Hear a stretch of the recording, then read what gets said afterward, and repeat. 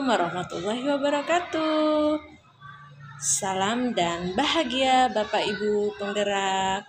Perkenalkan, nama saya Yuliana Saputria. Saya dari SDN Pulau Gebang 03 CGP Angkatan 8 Provinsi DKI Jakarta. Fasilitator Bapak Arif Pradi Widyo dan pengajar praktik Ibu Yayu Septi Budi Rahayu. Rancangan tindakan untuk aksi nyata. Latar belakang. Sekolah idaman adalah sekolah yang mampu menciptakan kenyamanan dan memberikan kemerdekaan untuk hidup dan berkembang bagi peserta didik sesuai kodratnya. Sekolah tersebut akan berusaha sekuat tenaga untuk menciptakan suasana yang penuh dengan keharmonisan dan pembiasaan positif. Faktanya, kebanyakan lingkungan sekolah belum memberikan keleluasaan kepada peserta didik. Peserta didik masih terkekang dengan budaya negatif.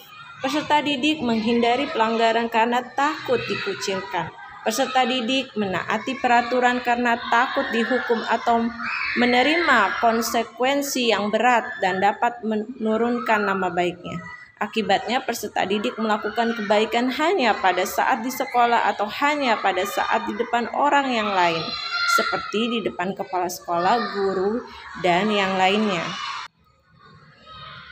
Sekolah harus bisa menciptakan iklim pendidikan yang mampu membiasakan setiap warganya, khususnya peserta didik, melakukan budaya positif, budaya yang mengakar kuat dan menjadi sebuah kebiasaan yang dilakukan secara kontinu dan sadar oleh setiap warga sekolah. Semua pihak harus terlibat dalam pembiasaan positif tersebut. Pembiasaan positif yang merupakan budaya positif akan menjadi budaya sekolah, budaya yang dipegang teguh oleh seluruh warga sekolah dan menjadi kekhasan dari sekolah tersebut. Budaya tersebut harus terintegrasi dalam seluruh kegiatan sekolah. Pertanyaannya adalah, bagaimana budaya positif dapat tumbuh dan tertanam dalam proses pembelajaran? Bagaimana budaya positif dapat terbiasa dilakukan dalam kegiatan ekstrakurikuler? Harapannya, jika budaya positif mengakar dalam diri setiap peserta didik, maka secara terciptalah profil pelajar Pancasila. Tujuan 1. Menumbuhkan budaya positif dengan keyakinan kelas. 2. Menumbuhkan sikap mandiri dan bertanggung jawab dalam menyelesaikan permasalahan atau persoalan yang dihadapi melalui segitiga restitusi. Tolak ukur. 1. Peserta didik mampu membuat keyakinan kelas yang dipajang di dinding kelas. 2. Peserta didik mampu menyelesaikan persoalan yang dihadapi dengan mandiri dan bertanggung jawab melalui dialog segitiga restitusi. Lini masa tindakan yang dilakukan. 1. Sosialisasi kepada seluruh warga sekolah meliputi kepala sekolah, guru, peserta didik, dan tenaga kependidikan terkait budaya positif dan pengalaman membuat keyakinan kelas dan pelaksanaan segitiga restitusi. 2. Guru menjelaskan tentang pengertian dan pentingnya keyakinan kelas dan segitiga restitusi. 3. Guru memfasilitasi peserta didik untuk membuat keyakinan kelas. 4. Keyakinan kelas yang telah disepakati selanjutnya dicap tangan oleh seluruh warga kelas dan dipasang di dinding kelas. 5. Guru melakukan segitiga restitusi saat menemukan siswa yang bermasalah. 6. Menumbuhkan, menanamkan, dan membiasakan siswa untuk mandiri dan bertanggung jawab terhadap persoalan yang dihadapi. Dukungan yang dibutuhkan. 1. Orang tua di rumah dalam membiasakan budaya positif. 2. Warga sekolah sebagai role model atau teladan bagi peserta didik dalam menanamkan budaya positif. 3. Seluruh warga sekolah berkolaborasi, bergotong royong, dan bergerak bersinergi dalam menciptakan serta membiasakan budaya positif di sekolah. Berikut bahan presentasi berbagi pemahaman dan pengalaman budaya positif.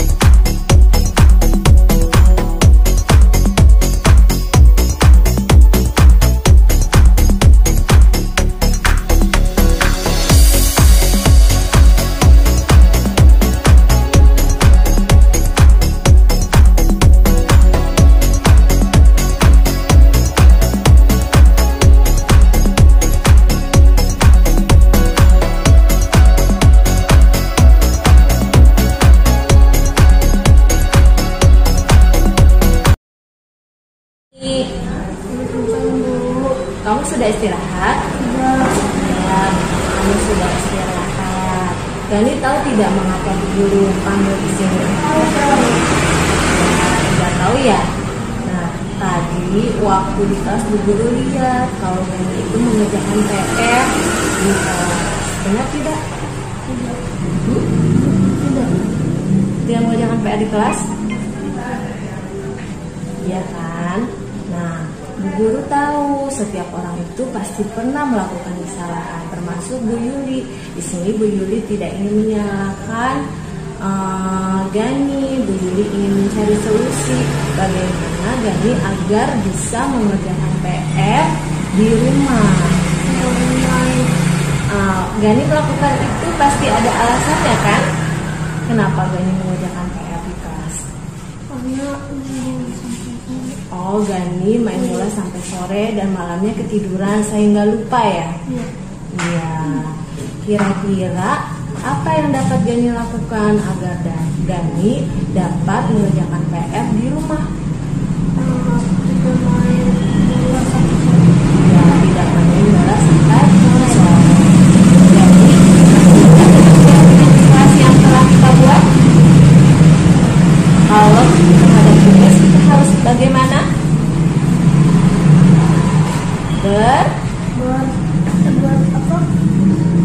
Bertanggung jawab. Iya, harus bertanggung jawab. Kita harus bertanggung jawab terhadap tugas yang telah diberikan. Ya, setuju dengan hal itu? Setuju. Kalau Gani setuju, Gani siap melakukan apa yang telah Gani katakan? Mulai kapan kira-kira Gani akan melakukan itu? Sekarang. Nah, baik, kalau begitu Guru yakin Gani pasti akan menjadi orang yang lebih bertanggung jawab. Terima kasih Gani. Oke, tetap semangat ya. Tidak. Assalamualaikum Afwan. Afwan sudah istirahat?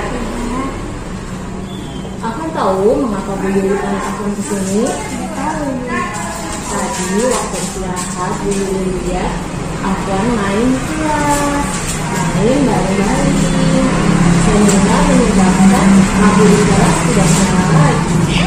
Ya. Menurut Afwan itu benar atau salah? Benar, Afwan melakukan itu. Nah, Bu Guru tahu bahwa setiap orang itu dapat melakukan kesalahan. Bu Yuli juga dapat melakukan. Di sini Bu Yuli tidak ingin menyalahkan Afwan, tapi Bu Yuli ingin membantu Afwan menyelesaikan permasalahan Afwan. Afwan melakukan itu pasti ada alasannya kan? Apa alasannya Afwan? Pasti Afwan senang ya bermain bareng-bareng. Ya, Bu Yuli dapat melihat kalau Afwan senang bermain. Tapi ada cara lain agar kita merasa senang tanpa merugikan orang lain. Apakah Afwan tahu caranya? Ya, dan kita dapat bermain di luar. Baik, sekarang mari kita bicara tentang keyakinan kelas. Apa ingat tidak tentang keyakinan kelas yang pernah kita buat terkait dengan peristiwa yang tadi terjadi? Bahwa kalau kita tidak boleh Bermain di dalam kelas. mengapa? Membahayakan orang lain. Nah, Afwan sudah tahu hal tersebut. Afwan mengingat lagi kalau kita bermain di kelas berbahaya dan dapat merugikan orang lain. Baik, Afwan setuju dengan hal tersebut? Ya, Afwan dapat melakukan hal tersebut? Kapan Afwan akan melakukan hal tersebut? Hari ini. Oke, Bu Guru yakin Afwan akan dapat menjadi orang yang lebih baik lagi. Terima kasih Afwan. Sama-sama Afwan, tetap semangat ya.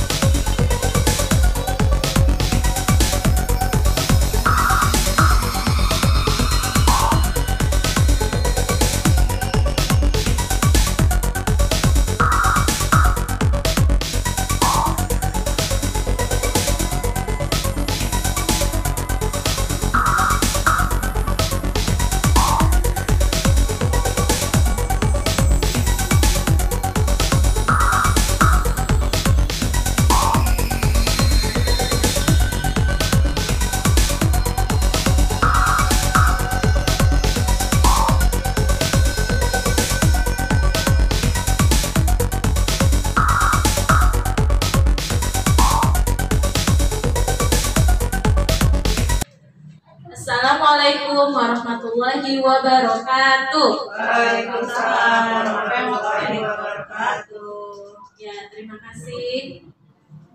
Yang terhormat Bapak Kepala Sekolah SDN Pulau Gebang 03 Bapak Tusanto MSI. Yang terhormat Bapak Wakil Kepala Sekolah Pulau Gebang 03 Bidang Kurikulum Bapak Mariono SPDI. Yang terhormat Bapak Wakil Kepala Sekolah SDN Pulau Gebang 03 Bidang Kesiswaan Bapak Toto Sudianto. Dan yang saya hormati Bapak Ibu Guru SDN Pulau Gebang 03 beserta karyawan dan karyawati. Teman-teman, pertama-tama saya ucapkan terima kasih atas waktu yang telah diberikan sehingga di siang hari ini saya dapat melakukan sosialisasi mengenai budaya positif. Salam dan bahagia Bapak Ibu Guru semuanya. Perkenalkan, saya Yuliana Saputria dari SDN Pulau Gebang 03 CGP Angkatan 8 Provinsi DKI Jakarta dengan fasilitator Bapak Arif dan pengajar praktik Ibu Yayu. Pada kesempatan kali ini saya ingin berbagi dengan teman-teman semuanya, khususnya di sekolah tempat saya mengajar, yaitu mengenai mengimplementasikan konsep-konsep inti dalam modul budaya positif di lingkungan kelas dan sekolah. Teman-teman, tujuan dari kegiatan ini yaitu untuk menyampaikan pembelajaran dari penerapan konsep inti dari modul budaya positif serta pemahaman mengenai konsep-konsep inti dalam budaya positif. Ya. Sekarang apa sih itu budaya positif? Ada nggak teman-teman yang mau berpendapat terlebih dahulu? Kira-kira apa itu budaya positif? Bu Septi ya? Ya, coba Bu Septi maju ke depan.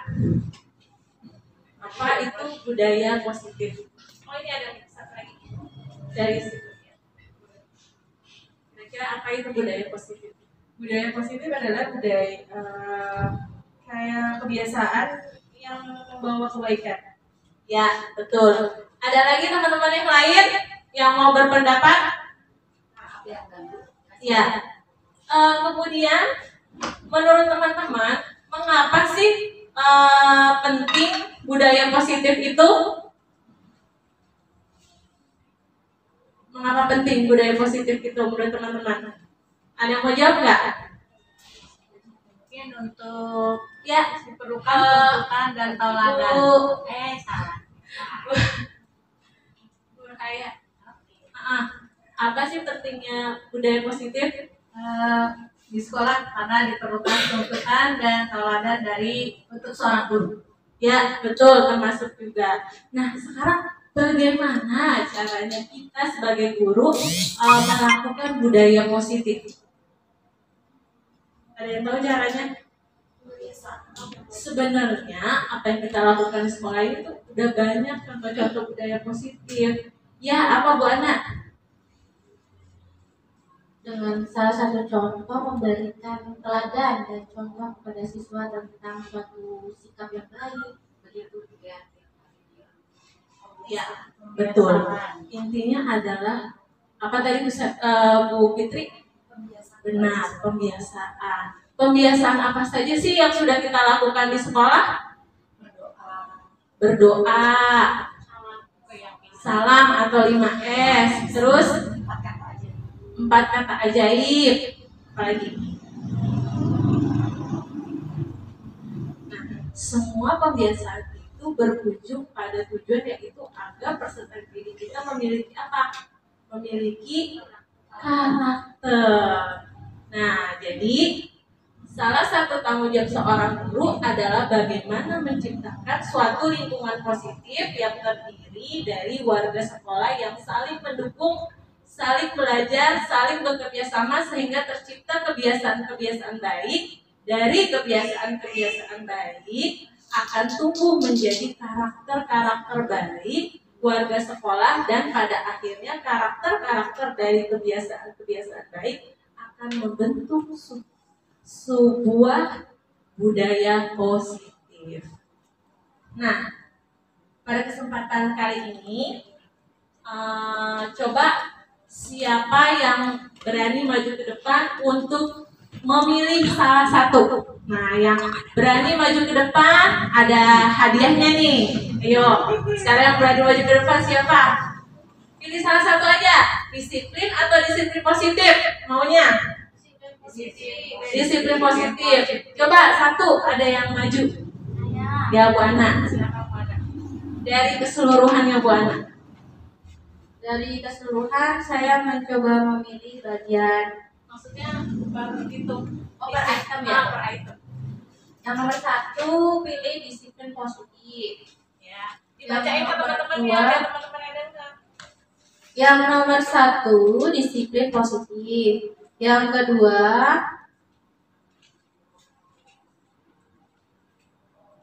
saya baca dulu boleh? Iya, maksudnya baca dulu. Nomor 2, motivasi perilaku untuk menghindari ketidaknyamanan atau mendapat imbalan atau menghargai diri sendiri dengan nilai yang dipercaya. Saya pilih yang kedua, menghargai diri sendiri dengan nilai yang dipercaya. Tiga. Oh, jadi ada 3 pilihan. Iya, aku pilih yang ketiga. Kemudian yang ketiga, posisi kontrol sebagai guru, sebagai penghukum, pembuat atau membuat rasa bersalah. Ketiga, teman. Keempat, pemantau atau manajer. Saya memilih bagian teman. Oke. Dan yang terakhir, kesepakatan kelas atau keyakinan kelas. Saya memilih kesepakatan kelas. Terima kasih Bu Ana. Nah, ini yang akan kita bahas kali ini. Nah, sebelum Bu Ana, mau pilih yang mana dulu nih hadiahnya? Iya, pilih sendiri. Saya pilih yang paling besar. Iya. Yang kita kasih tepuk tangan dulu buat Bu Ana. Dibuka. Banyak hati. Ya. Nah, sekarang ini akan kita bahas mana sih pilihan yang lebih baik. Kita mau menjadi guru yang lebih baik kan? Mana sih pilihan yang lebih baik? Nah, sekarang kita bahas satu-satu dulu. Seorang guru yang baik harus memiliki kemampuan dalam mewujudkan budaya positif di sekolah. Budaya positif tersebut dapat dijalankan dengan menerapkan konsep-konsep inti seperti disiplin positif, memahami motivasi perilaku manusia yang berkaitan dengan hukuman dan penghargaan, posisi kontrol seorang guru, pembuat keyakinan kelas atau sekolah, dan praktik segitiga restitusi dalam penyelesaian masalah. Bapak Ibu guru, saya yakin di sini Bapak Ibu guru adalah guru-guru hebat semuanya. Sebenarnya apa yang dibahas di sini sebenarnya sudah Bapak Ibu terangkan. Mungkin namanya Bapak belum tahu itu apa. Dan saya di sini saya di sini untuk sharing mengenai pengalaman yang sudah saya dapatkan dari program calon guru penggerak. Jadi di sini kita sama-sama membenahi diri kita agar bisa lebih baik lagi. Nah, sekarang kita akan bahas satu-satu. Yang pertama adalah mengenai disiplin positif. Kalau kita dengar kata disiplin, itu yang biasa terlintas apa sih di pikiran kita, Bapak Ibu guru? Tata tertib, betul. Aturan, betul. Nah, saat kita melakukan disiplin, arahkan disiplin itu ke disiplin yang positif. Nah, dengan melakukan disiplin positif, berarti lebih ke disiplin diri yang dapat mengontrol diri dalam melakukan segala tindakan. Kemudian tujuannya yaitu membuat murid memahami dan menyadari berdasarkan motivasi internal, bukan akibat paksaan, pujian atau hukuman. Nah, cara penerapannya yaitu mengajarkan anak bertanggung jawab dan menumbuhkan kesadaran diri berdasarkan nilai-nilai kebajikan. Jadi disiplinnya kita buat itu jangan karena akibat paksaan, pujian atau hukuman, tapi sebisa mungkin dia itu melakukan itu karena menghargai dirinya sendiri, yakin dengan nilai-nilai kebajikan yang ada, seperti nilai misalnya bertanggung jawab, kejujuran. Jadi nilai-nilai itu yang harus kita tanamkan terlebih dahulu. Ya, kemudian berikutnya motivasi perilaku manusia. Setiap manusia pasti punya tujuan. Nah, di sini oleh si Diana Gosen dalam bukunya menyatakan ada 3 motivasi perilaku manusia. Yang pertama, untuk menghindari ketidaknyamanan atau hukuman. Yang kedua, untuk mendapatkan imbalan atau penghargaan dari orang lain. Yang ketiga, untuk menjadi orang yang mereka inginkan dan menghargai diri sendiri dengan nilai-nilai yang mereka percaya. Kira-kira di sekolah kita, anak kita itu motivasinya apa sih menaati peraturan? Yang nomor 1, 2, atau 3? Kebanyakan benar nomor 1. Nah, tantangan untuk kita adalah agar anak kita itu motivasinya bisa jadi ke nomor 3. Karena itu yang lebih bagus. Dia menghargai dirinya dengan nilai yang mereka percaya. Aku harus jujur karena jujur itu menurut aku itu baik. Seperti itu. Jadi dia melakukan itu karena menilai kejujuran itu memang baik gitu. Bukan karena dia takut atau karena penghargaan atau karena imbalan. Jadi rata-rata kita pun saya pun sekarang masih sering melakukan sesuatu itu anak-anak motivasinya karena penghargaan atau imbalan. Nah, untuk itu sekarang kita harus berani untuk menyedikitkan. Jadi lebih untuk menanamkan konsep nilai-nilai keyakinan kepada anak. Kenapa? Karena kalau nomor 1 dan 2 itu jatuhnya motivasi eksternal. Kalau motivasi eksternal itu dia jangka panjangnya pendek. Sedangkan kalau yang ketiga itu dia menghargai dirinya sendiri, itu termasuk motivasi dari dalam. Itu jangka waktunya panjang. Itulah disebut dengan berkarakter yang telah tertanam di dalam diri anak. Nah, selanjutnya yaitu mengenai 5 kebutuhan dasar manusia. Ada 5 kebutuhan dasar. Yang pertama yaitu kebutuhan bertahan hidup. Ini terkait dengan fisiologi kita. Makan, minum, tempat tinggal, pakaian, itu kebutuhan bertahan hidup. Kemudian yang kedua, kasih sayang dan rasa diterima. Yang ketiga, penguasaan, yaitu kebutuhan pengakuan atas kemampuan. Yang keempat, kebebasan, kebutuhan akan pilihan. Nah, yang kelima, kesenangan, yaitu kebutuhan untuk merasa senang. Kenapa sih penting kita mengetahui 5 kebutuhan dasar ini terhadap peserta didik kita? Jadi, anak-anak kita itu yang bermasalah sebenarnya ada dari 5 kebutuhan ini yang tidak terpenuhi. Jadi kita harus bisa jadi psikolog juga istilahnya seorang guru itu ya. Bukan hanya mengajar, tapi kita juga harus jadi psikolog, mengetahui apa nih kebutuhan dasar manusia, kebutuhan dasar peserta didik kita yang belum terpenuhi. Semua orang senantiasa berusaha untuk memenuhi kebutuhannya dengan berbagai cara. Bila mereka tidak bisa mendapatkan kebutuhannya dengan cara yang positif, mereka bisa melanggar peraturan atau melakukan hal-hal yang tidak sesuai dengan nilai-nilai kebajikan. Murid yang tidak begitu berhasil secara akademik atau kognitif, mungkin kebutuhannya akan penguasaan tidak terpenuhi di sekolah. Penguasaan itu kayak diakui kalau saya ini bisa gitu. kebutuhan itu tidak terpenuhi. Oleh karena itu, mungkin dia akan mencoba untuk memenuhi kebutuhannya, akan penguasaan dengan mencoba mengatur orang lain di lapangan bermain, atau bahkan bisa menyakiti mereka secara fisik. Berarti itu ada kebutuhan yang tidak terpenuhi, yaitu kebutuhan penguasaan. Berikutnya yaitu mengenai posisi kontrol seorang guru. Nah, ini materi yang sangat penting kita ketahui, yaitu posisi kontrol seorang guru. Ada 5 posisi. Yang pertama adalah penghukum. Penghukum yaitu seorang penghukum bisa menggunakan hukuman fisik maupun verbal. Yang kedua, pembuat merasa bersalah. Guru akan bersuara lebih lembut. Pembuat rasa bersalah akan menggunakan keheningan yang membuat orang lain merasa tidak nyaman, bersalah, atau rendah diri. Yang ketiga, sebagai teman.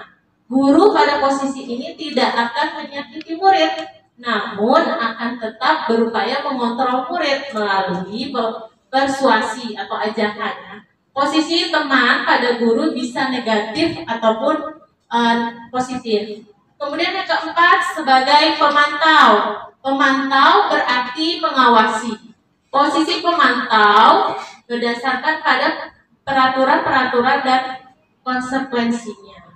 Kemudian manajer. Posisi di mana guru berbuat sesuatu bersama dengan murid, jadi sama-sama mempersilahkan murid mempertanggungjawabkan perilakunya, mendukung murid agar dapat memenuhi solusi atas permasalahannya sendiri. Nah, sekarang kira-kira kita suka ada di posisi yang mana nih? Kalau saya jujur masih suka di posisi pembuat merasa bersalah, teman, dan pemantau. Teman-teman biasanya ada di posisi mana? Kalau untuk penghukum, kira-kira sekolah kita udah nggak ada ya? Nah, itu penghukum merupakan posisi yang paling rendah. Jadi posisi yang paling tinggi adalah siapa? Manajer. Kita harus berusaha sekarang untuk di posisi manajer. Kenapa di posisi manajer itu kedudukannya lebih tinggi? Karena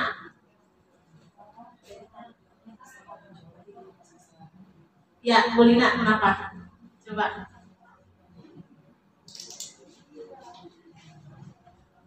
Untuk yang manajer itu mungkin kita lebih bisa memberikan kebiasaan kepada guru untuk bertanggung jawab terhadap kesalahan yang dia perbuat dan dia memberikan solusi bagaimana menyelesaikan permasalahan itu. Ya. Jadi di posisi 1 penghukum itu lebih cenderung guru yang mengontrol. Kemudian pembuat merasa bersalah juga masih guru yang mengontrol. Yang teman juga masih ada guru yang mengontrol. Kemudian pemantau juga. Nah, di posisi manajer ini yang mengontrol adalah kita mengajak anak. Jadi kita belajarkan mereka mandiri, mengajak anak untuk mempertanggungjawabkan perilakunya. Seperti itu.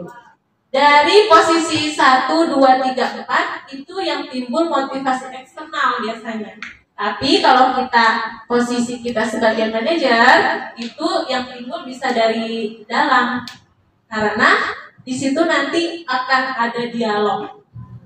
Dialog mengenai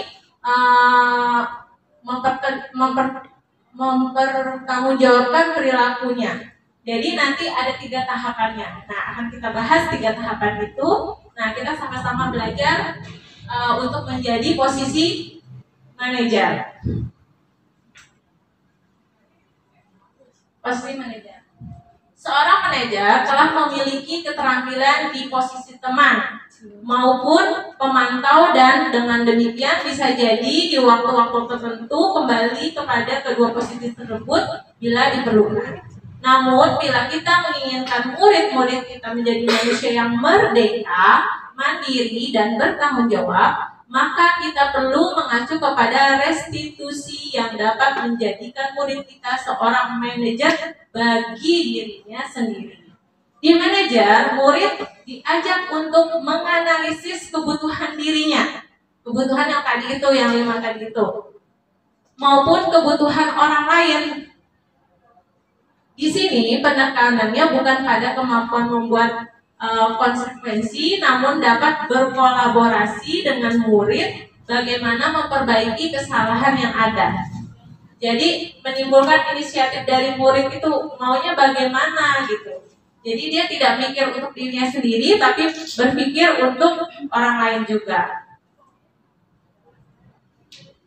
Selanjutnya, keyakinan kelas atau sekolah. Nah, tadi kan pilihan tuh ya Bu Ana, kesepakatan kelas atau keyakinan. Nah, sekarang yang lebih bagus itu adalah kita namakan keyakinan. Memang dulu itu kesepakatan. Kesepakatan itu dinilai baru ucapan kita sepakat. Tapi keyakinan itu berasal dari hati.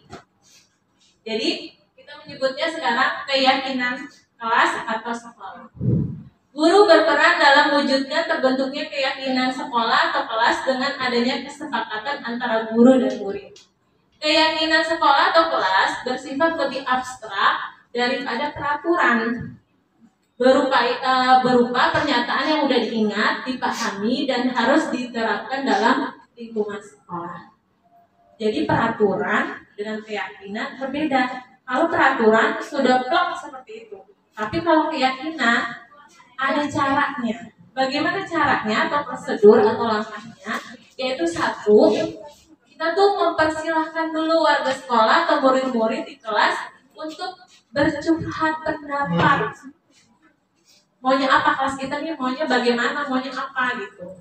Nah, terus disepakati. Setelah disepakati, dicatat semuanya, masukan-masukan itu. Setelah dicatat, baru kita susunlah keyakinan.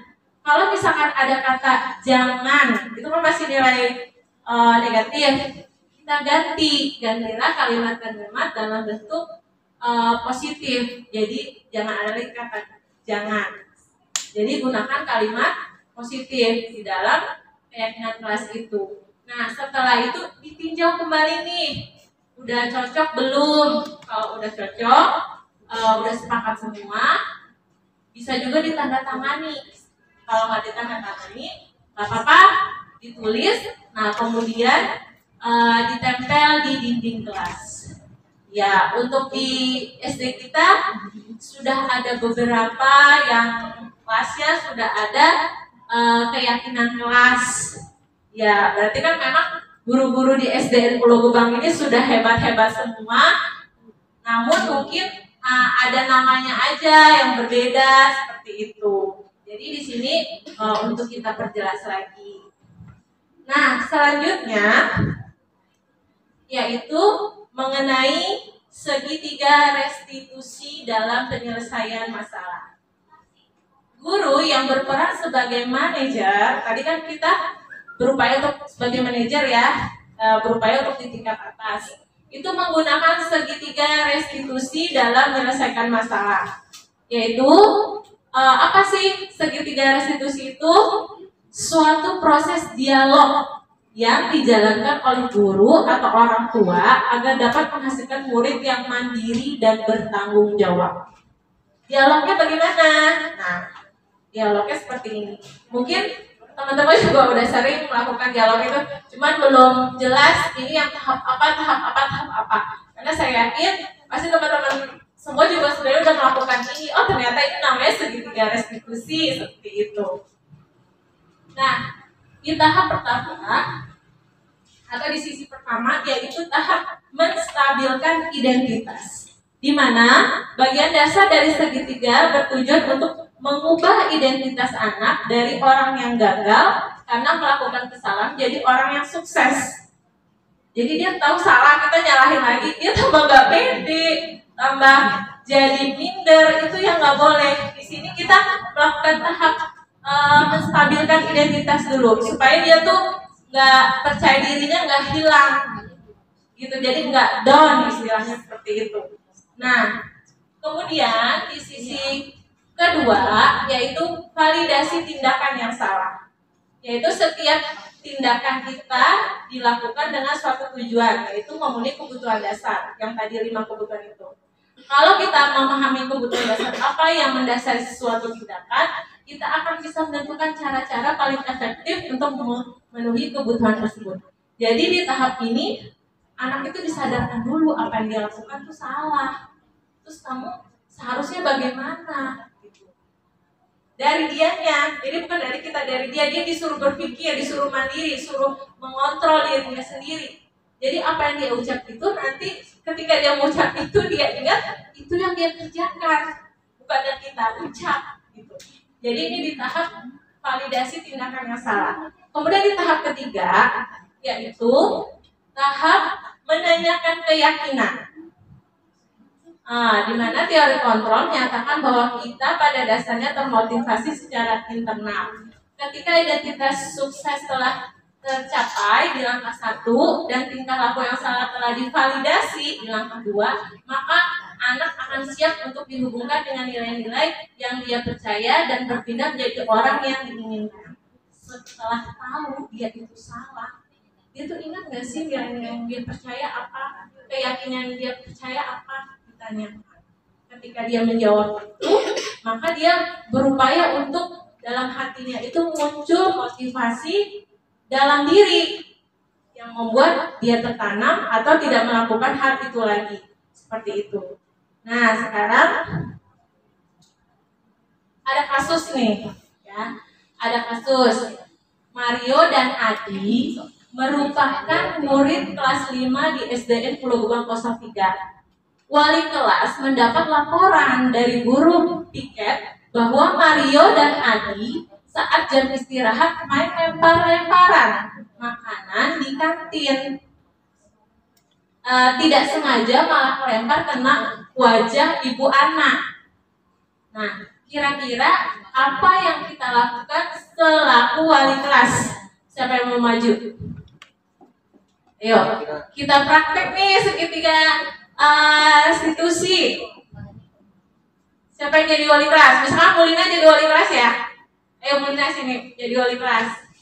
Saya jadi Mario. Mario ya, ayo Mario. Yang jadi adiknya siapa? Oh, saya Adi yang nakal deh. Adik. Sama dua-duanya kan pada pelemparan. Kan itu buli.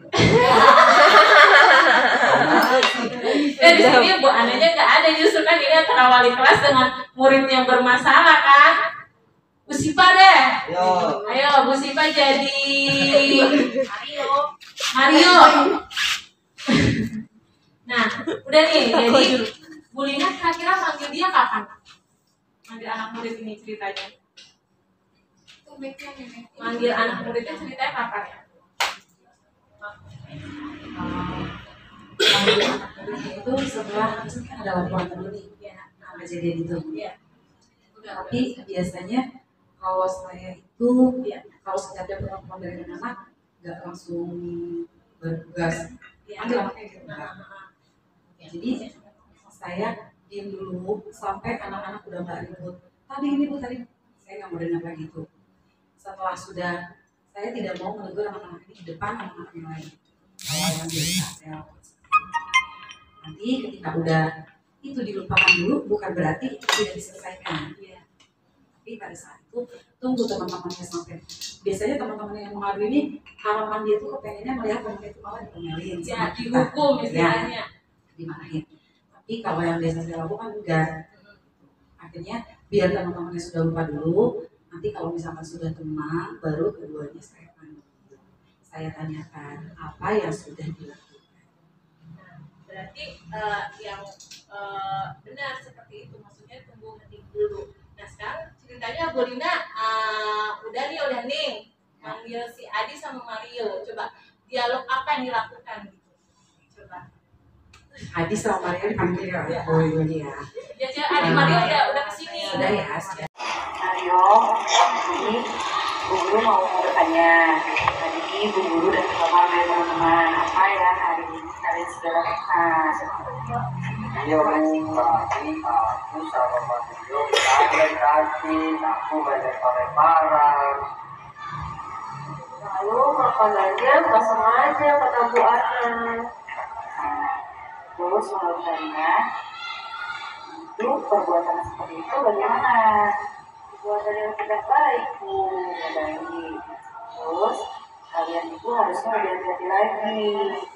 Nah, kalau itu perbuatan tidak baik, kalian tidak boleh mengulangi lagi. Terus dari perbuatan kalian itu, kalian tadi kan buana.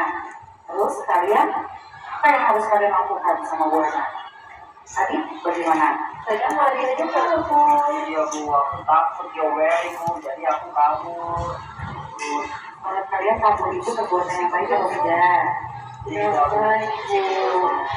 Nah, yang tadi kan Mario sama Adi sudah mengaku itu kalau itu perbuatan yang salah. Kalau kita sudah melakukan kesalahan, berarti yang kita lakukan harus apa?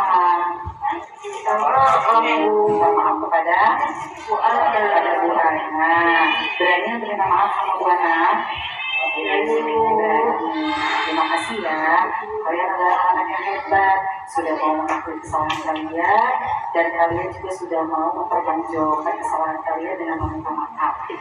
Terima kasih ya untuk anak-anak dulu. Ya, terima kasih Bu Lina, Pak Wira, sama Bu Siva yang telah memerankan wali kelas, Mario, dan Adi. Tepuk tangannya dong teman-teman. Terima kasih Bu Wira. Nah, menurut teman-teman, apa yang dilakukan wali kelas itu ada di posisi mana? Manajer. Ya, sudah berada di posisi manajer. Nah, mungkin selama ini kita sebenarnya udah mempraktekkan, mungkin cuma ada beberapa langkah yang kurang. Nah, kita lihat lagi di sini mengenai segitiga restitusi. Jadi tadi yang disampaikan Bu Lina selaku wali kelas itu sudah benar. Ketika anak itu berbuat kesalahan, itu kita nggak langsung teriak-teriak, kamu, kalau kita seperti itu, berarti itu kita posisinya sebagai siapa? Penghukum. Berarti kita ada di titik ya rendah, di urutan rendah. Nah, kita harus menunggu dulu, berjeda dulu sesaat. Nah, terus kemudian baru kita panggil kedua anak yang bermasalah tersebut. Nah, tadi yang sudah disampaikan Bu Lina itu sudah langkah-langkahnya, hanya beberapa yang kurang dalam segitiga restitusi. Jadi ketika pertama kita memanggil anak, itu kita buat anak merasa nyaman dulu. Bisa kita bilang, Adi, Mario, kamu udah istirahat tadi, kamu udah makan tadi. Jadi kita buat mereka nyaman dulu. Nah, setelah itu baru kita lakukan tahap menstabilkan identitas. Nah, di tahap menstabilkan identitas ini, ucapan yang kita katakan itu seperti ini. Mario, Adi, setiap orang pernah berbuat kesalahan. Masuk, guru juga pernah berbuat kesalahan, dan kamu juga tadi berbuat kesalahan. Nah, dari situ baru kita tanya, tadi memang kamu ngapain? Gitu. Jadi dengan kata-kata tersebut bisa membuat mereka itu percaya dirinya tidak hilang, gitu, tidak down, atau tidak ketakutan, istilah seperti itu. Nah, kemudian setelah kita tanya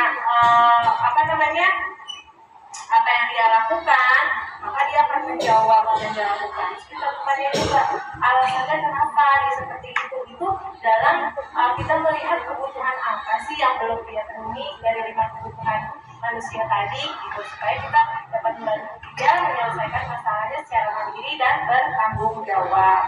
Nah, setelah itu baru di tahap kedua itu kita menanyakan benar atau salah tindakan dia yang tadi, yaitu di tahap validasi tindakan yang salah. Nah, kita tadi kan sudah mencerminkan tahap ini, berarti kan anak kuliah juga sudah melakukan segitiga restitusi, hanya perlu ditambah lagi langkahnya gitu. Nah, di sini, kamu melakukan itu perbuatan salah atau benar? Dia berjawab salah. Nah, kemudian dari situ dia memahami kebutuhan dia yang tidak terpenuhi itu apa gitu. Nah, kemudian setelah itu baru kita kaitkan Dengan apa? Dengan keyakinan kelas yang sudah kita buat. Jadi kita kaitkan. Setelah ditanya, kita bertanya alasan yang dia sudah bilang tidak bertanggung jawab. Berarti kan itu ada nilai keyakinan. Nah, nilai keyakinan itu kita yakini lagi. Berarti kan itu kamu ya nilai keyakinan apa di kelas kamu yang ada di sini, yang yang telah kamu langgar gitu. Nah, dari situ mereka tersadar, oh iya aku sudah melanggar keyakinan kelas. Terus apa yang dapat kamu lakukan agar tidak merugikan diri kamu dan juga merugikan orang lain gitu. Nah, di situ dia belajar mencari solusinya. Nah, terus katanya dia kan mau minta maaf ke Bu Ana gitu. Nah kemudian dia karena itu ucapan dia sendiri, bukan ucapan kita dari hati dia, insya Allah itu dikerjakan oleh dia seperti itu. Nah, itu udah di tahap ketiga. Saya yakin di sini guru-guru SDN Pulau Gebang juga sebenarnya sudah sering melakukan praktik segitiga restitusi, hanya mungkin langkah-langkahnya ada yang kurang. Tinggal kita meningkatkan lagi kemampuan kita berdialog dengan anak murid kita. Jadi jangan sampailah kita jadi posisi kontrolnya itu sebagai penghukum gitu. Usahakan semaksimal mungkin kita menjadi manajer agar anak kita itu mandiri dan bertanggung jawab terhadap permasalahan yang dia hadapi. Jadi ketika dia dewasa pun dia udah belajar untuk memecahkan masalahnya sendiri gitu. Nah, teman-teman, di sini saya pengalaman dan pembelajaran yang sudah saya terapkan terkait konsep-konsep budaya positif, yaitu saya sudah melakukan segitiga restitusi terhadap peserta didik saya. Jadi ada 2 peserta didik saya, yaitu dia yang pertama bernama Gani. Nah, Gani ini sering tidak mengerjakan PR. Jadi alasan dia tidak mengerjakan PR itu karena dia terlalu capek bermain sehingga malamnya ketiduran gitu. Dan dia udah berjanji mau mengerjakan PR, dan saya lihat juga beberapa hari kemudian dia mulai mengerjakan PR. Nah, kemudian yang kasus kedua yaitu seorang anak yang bernama Afwan. Jadi Afwan ini dia itu suka bawa mainan ke kelas. Nah, suka bawa mainan ke kelas. Pada suatu hari dia main baling-balingnya nyangkut di lampunya nggak nyala, dia diledekin, dia panik gitu. Nah, kita tunggu sejenak, baru kita tanya alasan dia seperti apa. Dan terus dia tuh berpikir sendiri, oh ternyata emang kalau main itu nggak boleh ya, main di dalam kelas bisa berbahaya, seperti kayak gitu kejadian itu. Dia berpikir sendiri dan dia bilang dia tidak akan bermain di kelas lagi, seperti itu. Nah, itu sharing atau pengalaman yang sudah saya lakukan. Teman-teman, saya rasa cukup untuk sosialisasi mengenai budaya positif di kelas atau di kelas dan di sekolah kita. Kemudian adakah teman-teman yang mau bertanya terkait mengenai budaya positif? Apa teman-teman yang mau bertanya?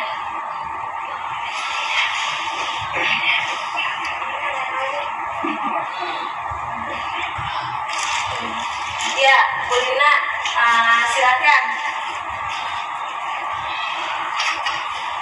Terima kasih Bu yang mau saya tanyakan.